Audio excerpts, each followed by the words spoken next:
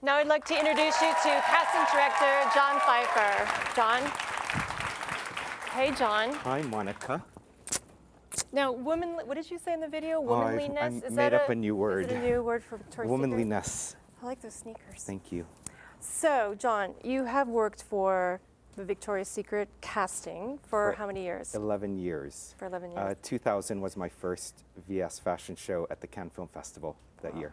And John is a casting director for a lot of brands and a lot of companies, and you're looking all around all year long. I work on a lot of shows all year long with a lot of different designers. I work in New York and London and Milan and Paris. And all year long, I kind of am using my castings with other designers to also keep an eye out for girls that I think are going to be right and ready for the Victoria's Secret fashion show. Thank you for not charging us for all that work that you do. It's a but bonus. I know that it's a special kind of woman that is in the Victoria's Secret show, very different than any other show that you cast for. So what do you look for when you're like looking at all the top girls and all the shows and all the new girls? Because I know you meet them when they're really young and you watch them throughout their careers, but what do you look for Victoria's Secret? I mean, the Victoria's Secret woman, it's kind of like the penultimate modeling job for models. I mean, you are at the peak, most likely, of your career, and sometimes that peak can go on for a while, but you're just in the best shape, in the best form of your life. You know, obviously the girls are beautiful, that's a given.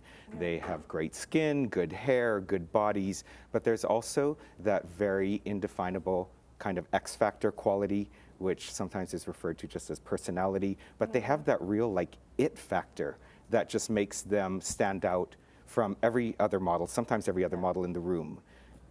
And sometimes it could be the slightest thing, because I know I've been in these castings with you over the years, and some girls come one year and they get in the show, and the next year it's just not there. Yeah. And it's it's kind of what Jermaine was talking about. And sometimes we see girls and they don't make it in the first year, but they make it in the second time, or maybe they just weren't quite ready. I mean, honestly, at this level of casting also, like we're nitpicking, because they're all gorgeous and they're all beautiful.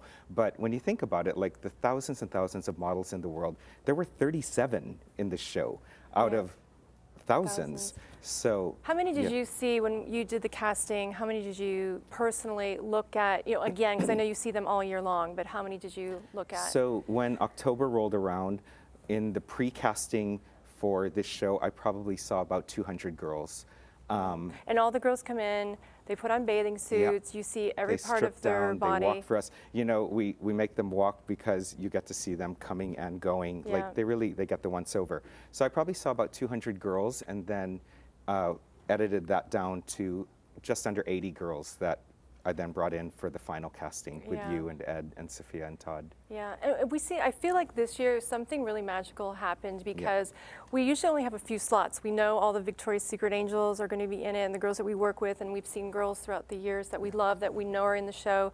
But this year we had 15 new faces, I mean, this which year has never happened before. Absolutely exceptional. I think, even in the casting video, originally we thought we would end up somewhere with 30 or 32 or 35 girls in the show, and we ended up with 37. Not because we were trying to fill a quota, but because there were just girls we couldn't say no to that were fabulous. Yeah, everybody wants to be in the show, and they know you're the casting director. You make the call, you call the agent. Like, it must feel amazing to say your girl got it, but also to make that call. Like sometimes it's the best feeling in the world when you're like giving the yes to someone, and then sometimes also it is kind of, you cringe a little bit when you have to let the axe fall. It's hard. I know, it's really hard. Too.